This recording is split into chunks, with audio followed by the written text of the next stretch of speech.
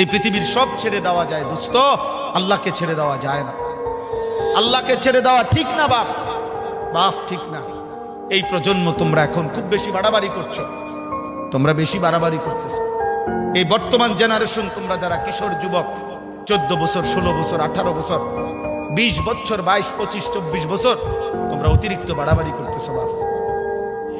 তোমাদের এই সীমাহীন অহংকার, তোমাদের এই ঔদ্ধত্য, তোমাদের এই